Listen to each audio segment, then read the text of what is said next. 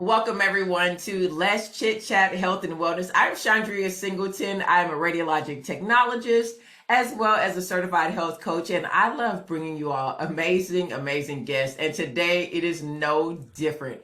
We have our radiology segment, but we're going to be talking about a few different things in this conversation with my amazing guest, Chalonda Jones-Thomas. She has so many letters behind her name, so I'm not going to read them to you. I'm going to let her explain to you what they are, what they mean, because she is so overqualified for what she does. And just a gem to the field of radiology. She is a multi-modality medical imaging professional for over 20 years, and she specializes not only in radiology, but CT and MRI as well. She is the CEO and founder of the Thomas Institute of Health Professionals. She's going to tell you guys what that is. And some of you would definitely want to grab a pen, get ready to get her information out, or pull your phones out and go to her website, because she not only serves as a medical legal consultant to the federal government, she serves on several advisory boards for local colleges. She's an author. She speaks locally and nationally. And without further ado, welcome Chalonda to our podcast. Thank you, Chandria, for inviting me on the podcast. I, again, am Chalonda Jones-Thomas, and I am the founder, CEO of the Thomas Institute of Health Professions. I originally started in the field when I graduated from high school. And so looking back, there was not a lot of talk about medical imaging. That wasn't even a choice for me, was medical imaging. So I went to college in a small town, Tuscaloosa, Alabama, at a school called Shelton State. So it's a community college. And I was going to start school to become a social worker. So that actually was my goal. Wow. Was to go and be a social worker, because again, I grew up in an even smaller town with one stoplight. A stoplight in and a stoplight out. So I looked around, reality hit when you graduate. Right. So I looked around and I said to myself, wow, there's really nothing here for me to do. The job offers were slim to none. And so I immediately enrolled the following semester into college. And I just kept going from there. It was actually my anatomy and physiology teacher, 1 and 2, who told me about the field.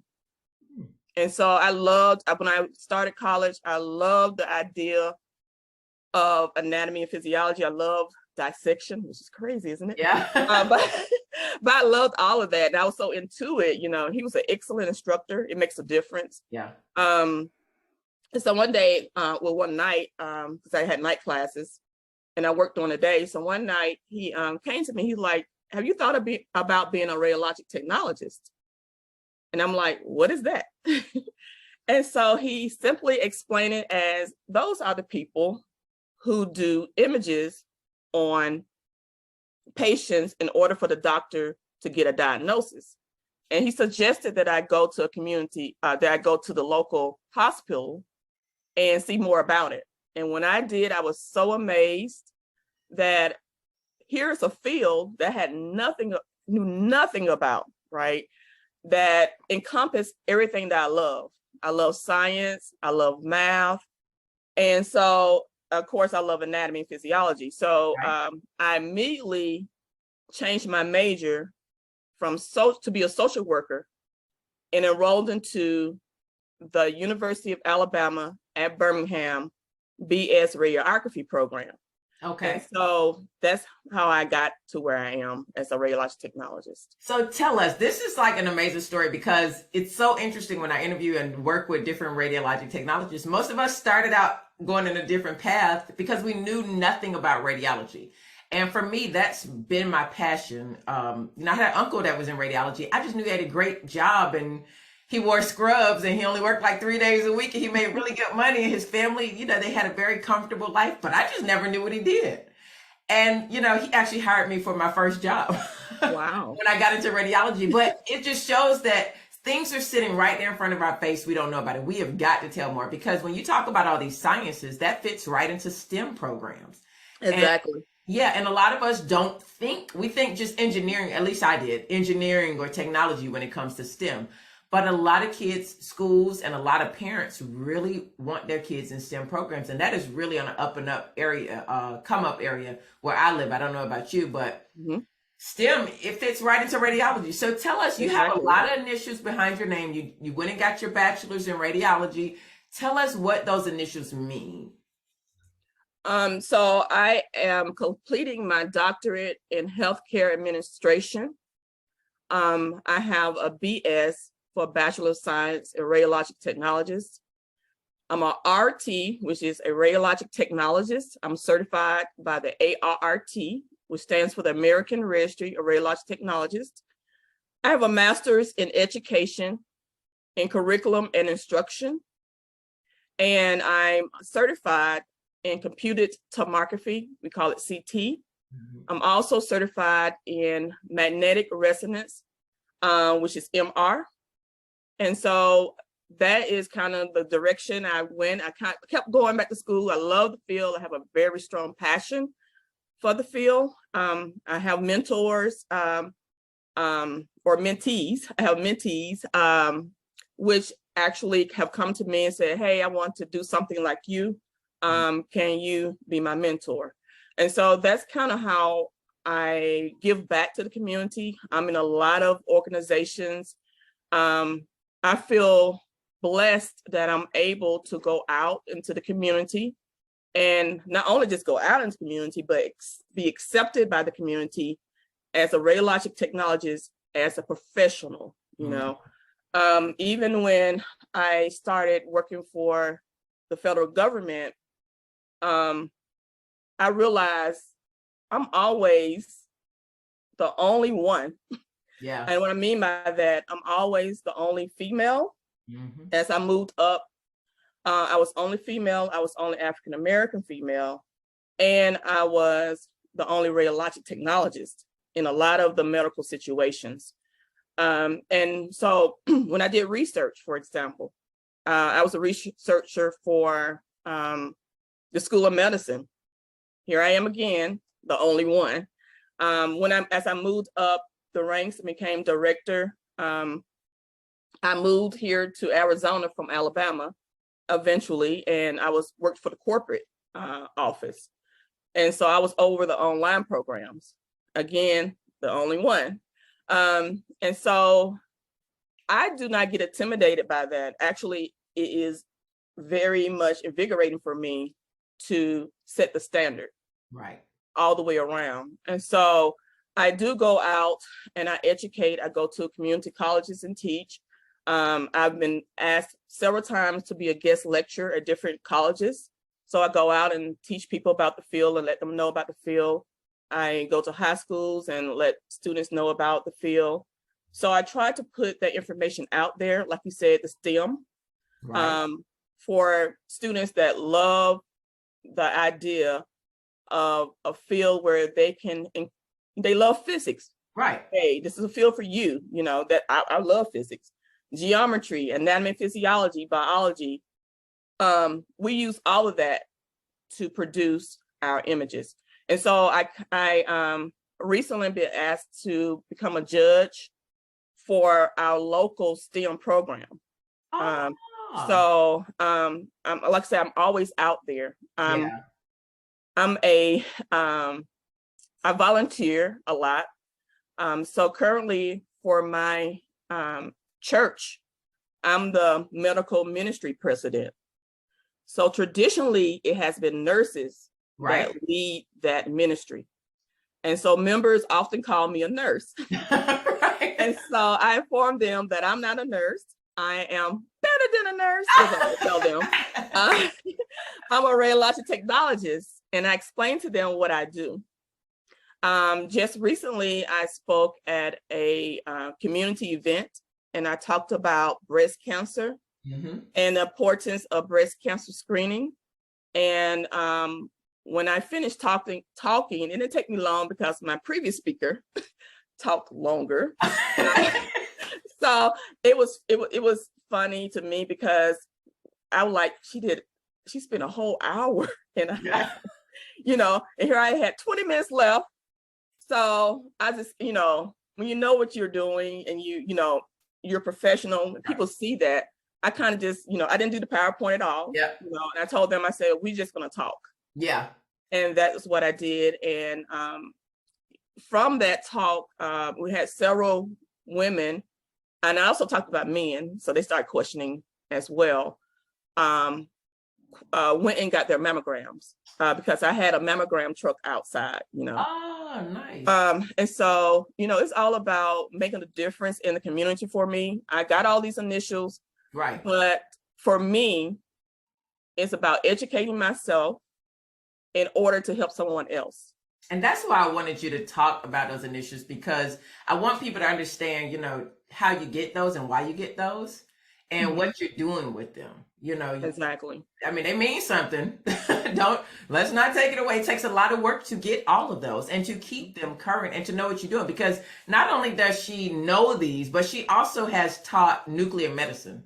Exactly. And you're not a nuclear medicine technologist, but that just goes to show that when you educate yourself in our field, there are so many different directions you can go. And that, to me, I've been following Chalonda for a very long time. I was so impressed when I was going through my registries. I was like, wow, she's really, really smart. That's all I kept saying. She's really, really smart. And she's really professional. She's really, really smart. And I didn't see anyone that was doing what you were doing. And that's what I was telling my husband when we were talking before. I always talk to my husband before I do a podcast, because just bounce things off. He's in radiology as well. And, just getting his perspective on how I should interview people. And I'm like, I'm just like, more people, when you're going back to school as an adult, which is what I did in radiology and getting my certifications, I did as well. Living on my own. So it was a whole different mindset. And I needed instructors. I think about the instructors that I had when I was going back for my certifications. It took a lot of, I was very scared. I was very scared. Number one, I knew this was like my only shot. I had to do it. I still had to work, and I didn't feel very confident in myself like I did when I went back when I was younger. There's, exactly. It's just something that I think happens when we get older. And when you have people on your side, mentors, educators on your side that say, hey, you can do it. And I'm going to show you a way that you can do, because everybody doesn't learn the same way. Exactly. And I obviously look at your students that go through your class, and to me, they just look like at peace. They look like I did it. I'm sure they were scared like I was scared, and the others were scared. But what you give in your course is more than just knowledge, and more than just do this, and more than just getting your exams. You're obviously giving people tools that help them not only to pass, but to have confidence when they go out into the field. And I think that's so important. So what motivated you to keep going? Because like you said, you were a working technologist. You're working right now getting your doctorate. I mean, you got contracts with the federal government. You're running an institution for education. So what motivates you to keep going? You're a mother, you're a wife. Exactly. Mainly the mother part of it, because not only am I doing this for myself, for the community, mostly I'm doing this for my children. And I want them to see that you can do it. We often go back to our hometown, to my hometown, so if I came from this, you had a better foundation than I had. Right. So you definitely can do it. Yeah. And so I encourage all my kids to go back and go to school and get their education and strive to be the best that you can be. And also, like when I first graduated, everybody was, telling me, about to be a social worker, right? Because in our town, there was not a lot of knowledge, like I said, about other programs that I can go to. I graduated in the top % of my graduating class. And then it was funny because when I started Shelton State, and I tell this story because I'm very transparent. And I think my story helps other people.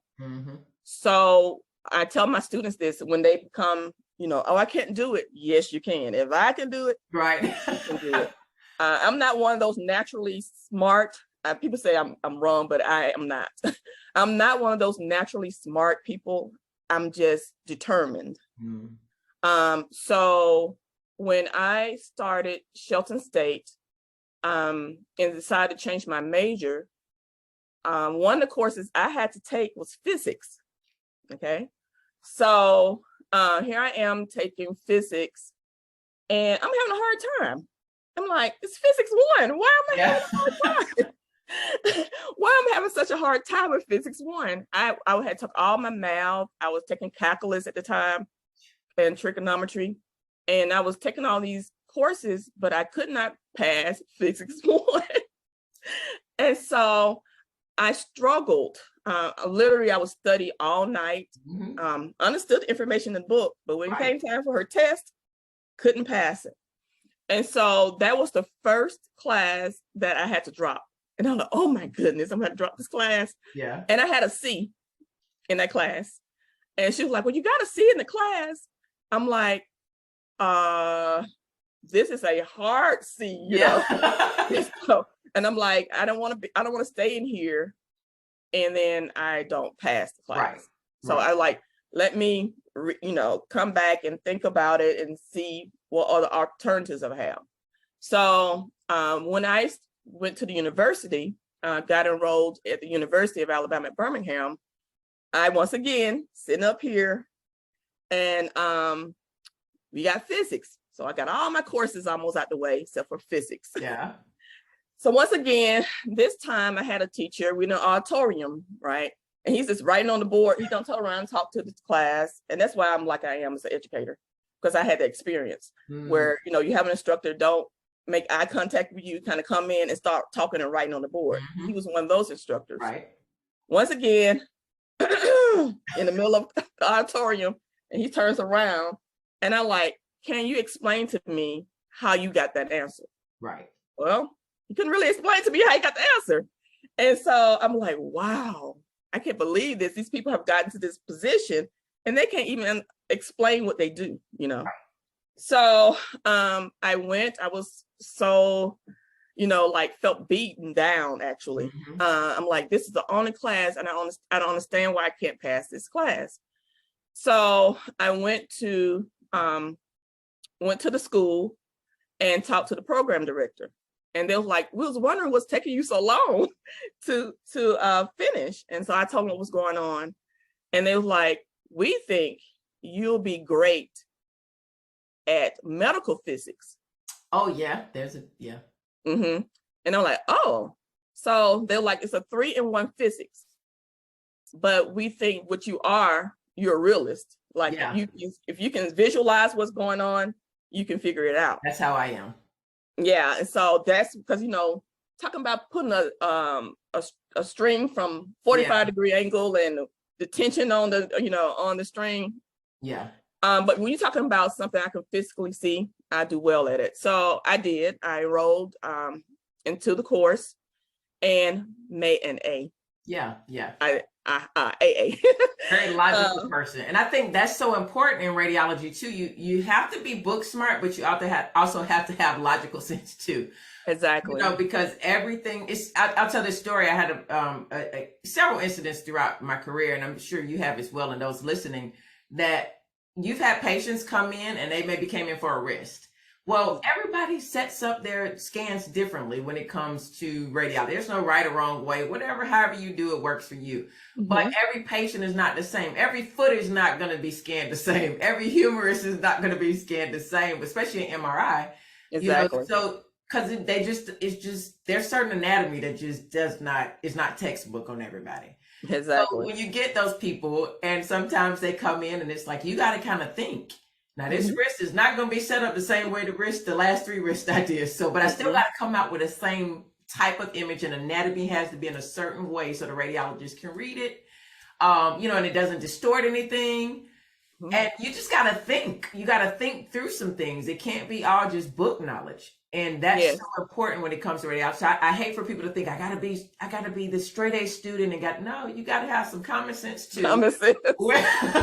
Some logical sense. And that's where having people that you had in your life came in and said, wait, this is the wrong physics for you. Mhm. And I think I believe going into these schools and helping young people to see that if you don't want to be a nurse, if you don't want to be a doctor, you don't want to be a social worker, you don't want to be there are so many other avenues you can go in that Exactly. make you really good money, but also challenge you scholastically the way your brain needs to be challenged. You just have to be Exactly. exposed to it and then, some kind of way learn about it through mentors. Yeah. Now, when it comes to the field of radiology, you're pretty much in all the fields and experienced in them. You mentioned you had a mammo bus sitting out there waiting after you did your presentation. That's genius. You educated them, and then you said, "Okay, walk on out there and get your mammos." Exactly. I got my pink on for October because Yeah. I personally had 2 lumps removed. Breast cancer is Right. very prevalent in my family. I've had Mhm. mammos since I was I get ultrasound, breast ultrasounds now mammos. But when I was younger, since my 24 years old. I've had Exactly. my first Yeah. one because And that was one of the things I talked about and during my presentation, because I didn't want to just give right, that. I want people to know this is what it looks like. So as I was explaining the different pathology and what it looks like appear on your breast, like what it looked like, one of the young girls jumped up and said, "Me and my mama just got to talking about this, and she found something on her breast, and she's having a hard time getting her screen." I'm like, "Okay, it's the screening truck right out there, yeah, So hopefully everything's okay with her. But yeah, if she hadn't came there and had to listen, and like I said, because everybody, believe it or not, can spit out stats, right, yeah. But so I took it from my knowledge as a radiologic technologist, and experience to let them know what it looks like. And And it's so, so important that you say that because I had a conversation yesterday with a radiologist, and he was like, "Look, I don't understand the physics of the machine, but this is what I need." So as a technologist, I had to hear what he needed and get this physics done on the machine. We don't just sit there and press buttons. no. And the doctors have their scope of practice and we have our scope of practice. I hear a Mhm. lot of times people say, stay within I've worked with certain other medical professionals who, feel above radiology. You just stand there and do that and stay in your scope of practice. Look, we put IVs in, we assist in biopsies, we assist in surgeries. There are so many, and we have to operate those machines. The Mhm. machine doesn't do it all. It does not do it all. We have to manipulate, especially when you get certain people with certain iron deficiencies in their body, certain issues going on chemically in their body. You can have the parameters set in a machine, but it doesn't mean that that's going to be the type of image you need. You have to, it's physics and Mhm. science that goes into it, and the technologists do more than press buttons. And you're there as a technologist showing what our role is when it comes to acquiring the best breast imaging. And we are the ones that have to be able to get there because the breast tissue is totally different on everybody. Exactly. Yeah. Everybody. When I was going for my national certification in memo, I was like, oh, I learned a lot. I got schooled. Yeah. Because breast tissue, ooh, I was taken aback. I just had to sit back and my brain was tired after day one, learning just about breast tissue and how mammographers have to adjust for that. And the radiologists depend heavily on Exactly. for that. And it could mean somebody's life. So, everything that you're doing, I just love it. So where do you see the field of radiology and the different modalities advancing to? Because things are changing. I actually think that because of the need for quicker and accurate diagnosis, I'm seeing more merging of modalities. So I think there are going to be more merging of modalities like we see in PET CT. Mm-hmm. And I say this because with the advancement of technology in our field, we no longer are using film. Right. We're using digital imaging. So with the multiple modalities that doctors currently use in order to get a diagnosis, I think there's going to start to be development of more machines and software where they can merge those modalities and have a better or increased standard of care. I agree. So, and I think that's where we're going. I love, like I said, I'm a techie person, so I love our field, and I love I love that the fact that we're using technology in order to save lives. Mm-hmm. So that's where I see also with that, I see, you know, I'm a visionary. Yeah. So I see this technologist kind of like me, that more because they were pushed that way, with the machines merging, that they're learning more, because we are a very vital part of the healthcare system, and we got to realize ourselves as imaging professionals, our own value. Say that again, please, because I can't say it enough to people. It's like, you have to recognize your value. We are not just techs. I'm just a tech. No. And I'm gonna say this right quick, about value, realizing your own value. When I got on, when actually they approached me, actually the government approached me, because I was like, is this a scam, you know? So they approached me on LinkedIn actually, and asked me, did I want to be, you know, a consultant for them. When I sat there, on the panel, there were, like I said, I'm the only radiologic technologist. There are different types of doctors on the panel.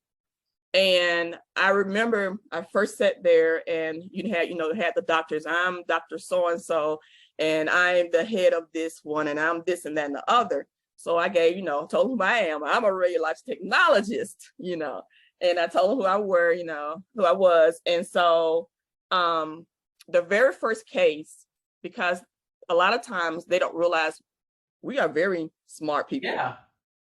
So I remember the very first case, one of the doctors went first about, to review the case. So he reviewed the case, and I was saying to myself, because this was a medical imaging case, so he's going on and on and on. And this is the reason why I decided that this should happen.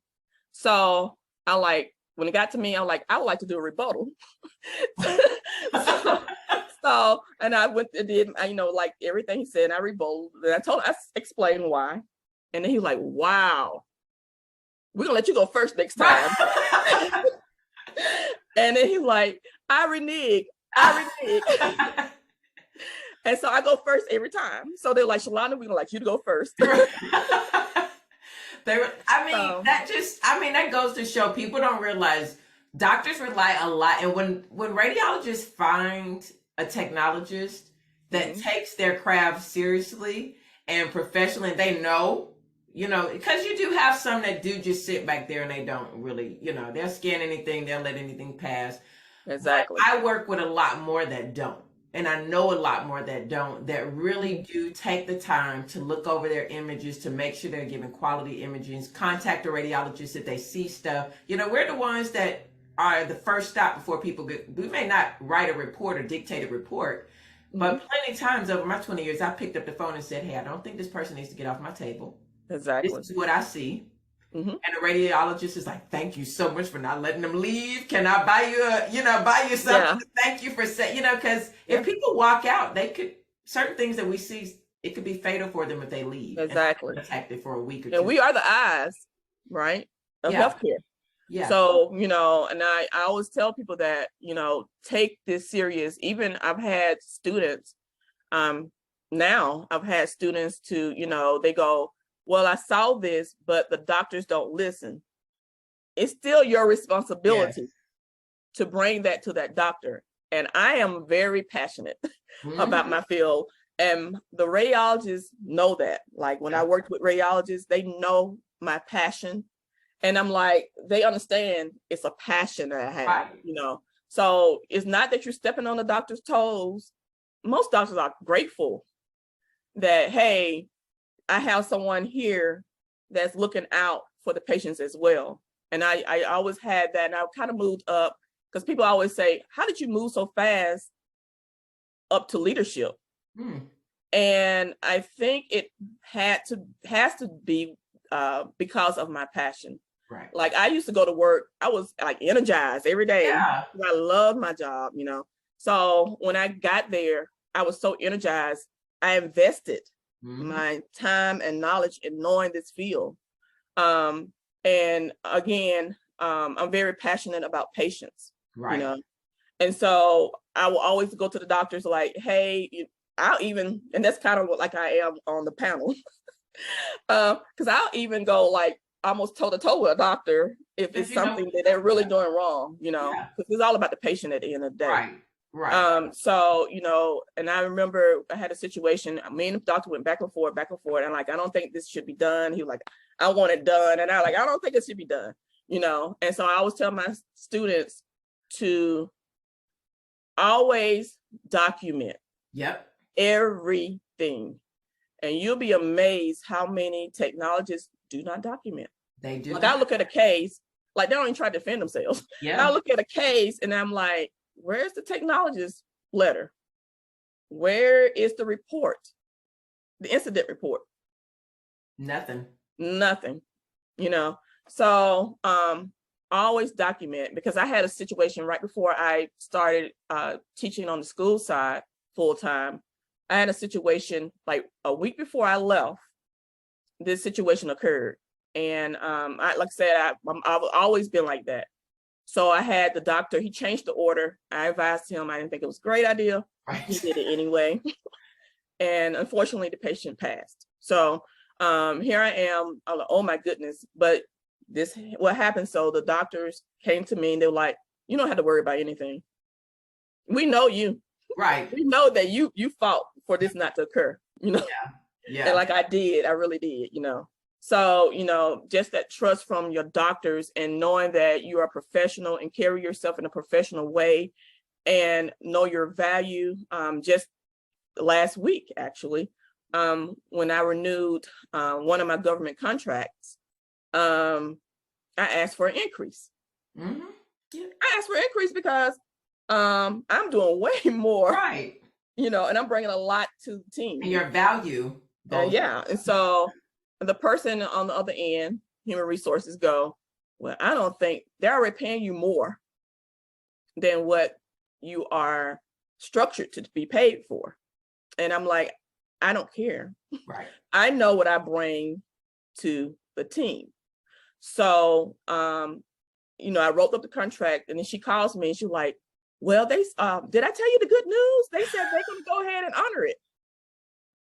Yeah. Because I learned that. And another thing I'm going to speak from a female perspective, right, is that a lot of times with females, other females actually do not think or look at, oh, you should be bargaining. They might not accept it. And then you might not get hired, Yeah. And I'm like, but when a male does the same thing, they're like, oh, okay, And so even when I came here to Arizona, I had a female, to call me like, you asking for that much money? Yeah, I am. Yeah. Because I have a lot to bring to the team, and I'm uprooting my family, moving across states, And so when the president, told her, yeah, whatever she wants, tell her, come on.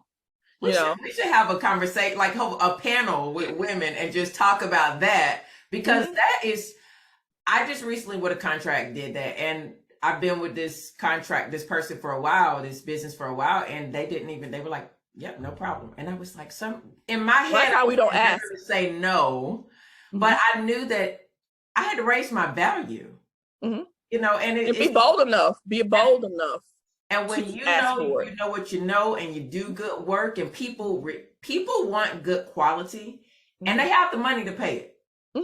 They have it's a government contract. Yeah. Yeah. So, and I think for me, like you said, sometimes we doubt ourselves and others, because it was a female that I had to go through, and she was like, I don't know if he's going to go for that. He won't. He was like, yeah, no, what, pay her. Yeah. And that to me said, girl, you got to think more of your value. It just told me internally of the work I needed to do, because I did doubt myself. And then with her saying, I was like, oh, maybe, maybe not. But then I was like, no, I'm sticking with it. These are my prices. This is what. And what the worst thing they can say is no. I've never died from somebody telling me no. So, I just love that you say that, because I think we need to say that more.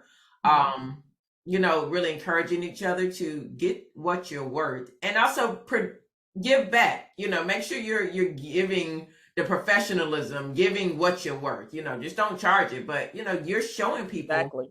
how to present and how to deliver. And that's how you ask for what you're worth, and that's how you value yourself. Because I get a lot of people on my social media as well. How much should I ask when I get out of school? How much do you think you're worth? What can you bring? And you're talking about cross modalities now. For me, this really tells technologists really learn more than one modality. It makes you valuable. I know a lot. I'm shocked at how many CT techs don't know how to put in IVs. That blows my mind. Exactly. That's another thing I'd like to tell people. Get with someone that's going to teach you, and don't feel like you don't need to know it because there's a nurse in your department. Exactly.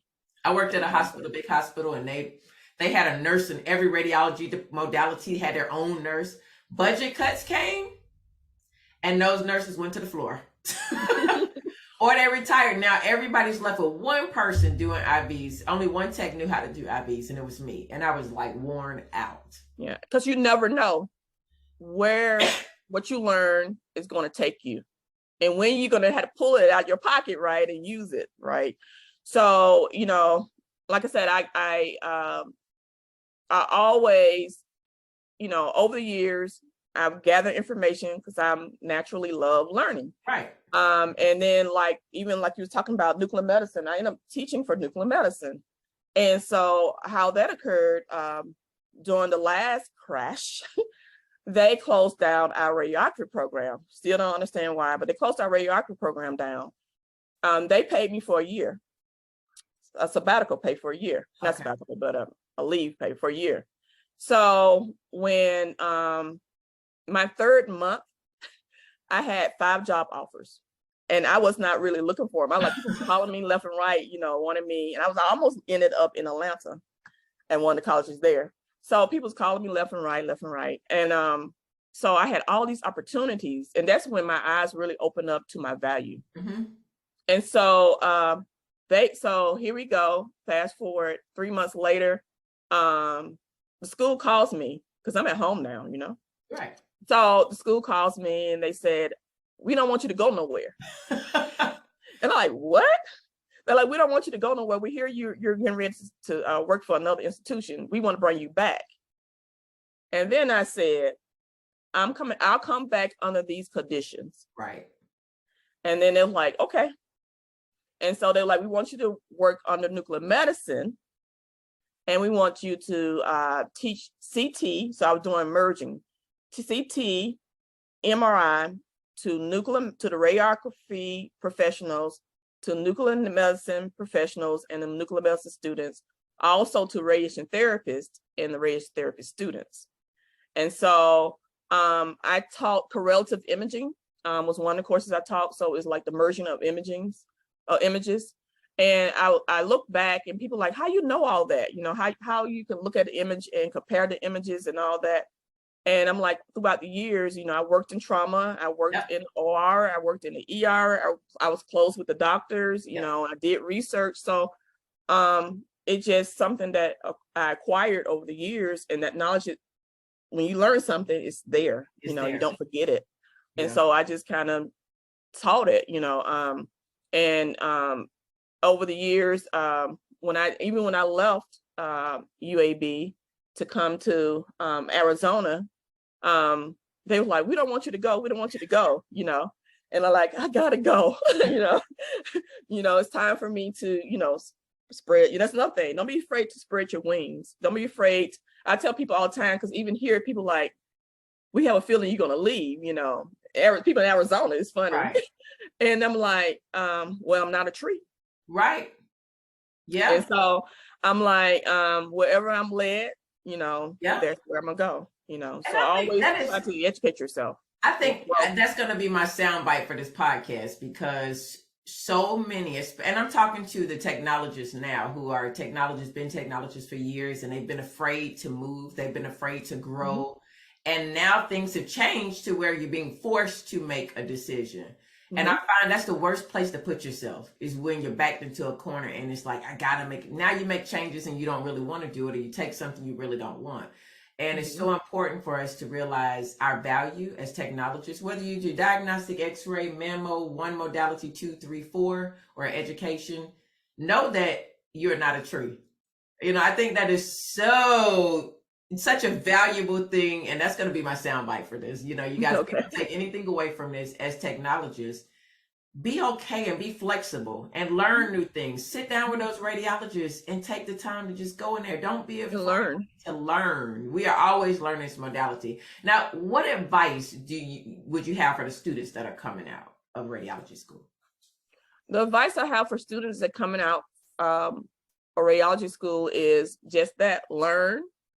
Don't be afraid to ask questions. Be flexible. And again, don't limit yourself, and I've had people, and I think it's kind of like people just got used to saying, I'm just a radiologic technologist. I'm just a radiologic technologist when a patient asks them something. I'm just a radiologic technologist, because you bring so much value to your field. So again, keep an open mind, look for opportunities, grow, learn as much as you can. And I with me, like I say, I was so driven that I didn't do things actually for an increase of pay. Right. I didn't do things to move up. It came naturally. Because I even turned down my first advancement. I had just graduated from radiology school. 6 months later, the director came to me and wanted me to be the interim supervisor. I told him no. And I told him no because I was like, I'm the youngest tech on day shift. Right. And I'm the newest tech on day shift. And I thought to myself that I was going to have a hard time. Like, they're not going to honor me coming in, fresh out of school. It was different, actually. Because I actually worked I told you that, as a student technologist. Right. So they knew my work ethics. And so it actually was the technologist that the different technologists on day shift came to me, and they're like, Chalonda, we want you to be the supervisor. Right. Because you know how it is to be out here and to work. And so I did. I changed my mind and I became the interim supervisor. And then from there, the school came to me. So basically, like every time I got promoted, it was more of people coming to me. Right. You didn't have, and they saw the value in me. And saying, hey, even with research, I was sitting at my desk one day, and because I was teaching the students at the time, and I always do over and beyond, and it's just me. And so I used to carry the students to noon conference, and so that's where the radiologist resident get together and they go over their school stuff. So I just kept students there, and so the students was like, this is this, that, this and that, and the radiologist residents were like, how do you know that, and so one of the doctors was like, Chalonda, would you like to do research? We think we need somebody in imaging to do research, and you specialize in CT and MRI. Like I said, you never know what you learn going to bring you to a point and how it's going to grow you. You never know. And advance you. And so I was like, I don't turn out nothing too quickly. And I said, okay, I'll give it a try, And so, people like, wow, how you do that? How you do that? I'm like, I just do what I stay focused, and I do what I need to do. You had a proper motive, and that is to just grow yourself. Grow This yourself. was all and about. I think if you always do that, you'll always have opportunities that are presented to you. You don't have to chase them. So the biggest thing is this institute that you have created and you're CEO of. Can you tell us what you all teach, who you all teach, how does someone become a student, and what kind of outlook are they looking for? What are some of the testimonies that your students have given? So we are a national institution. We have several institutions throughout the United States. We offer training online, courses, seminars, webinars, and on-site training. So we actually travel, go to different hospitals and train as well. So what we do is we train medical imaging professionals, such as radiographers, radiation therapists, and nuclear medicine technologists to advance in their field in CT, MRI, mammography, and ultrasound. And so we are looking at a local contract with the hospital for mammography. And so, and that opportunity came to me, actually. I was getting my mammogram done and Dr. asked me about it. So, like I said, I'm blessed to be able to do that. And so right now we accept radiologic technologists who are certified, more specifically ARRT certified in the field. And again, we advance them into different levels. And so that is the gist of my school. We have 100% pass rate. That's what I was going to tell you. Please tell them what your pass rate is. Yeah, so we have 100% pass rate. Students, and it's funny because students most of the time come to me because of physics. Mm-hmm. And so they like, we love coming to you. We heard about you're good at teaching physics. So that is the gist of the school. And you can find me at www.Thomas Health Professions, that plural professions, at .edu. So www.thomashealthprofessions.com. So that is our website. And I'll have it scrolling down at the bottom too, and it'll be in the description, you guys, for you to easily just be able to click on. So yeah, so this is important because I for me, physics was the one reason that I didn't pass my registry for MR the first time. I had to go take a physics course, and there was only like one out there back then. And it actually came to my previous school that I went to for radiology, and it was I found this guy through there, but I was like, it was only one option.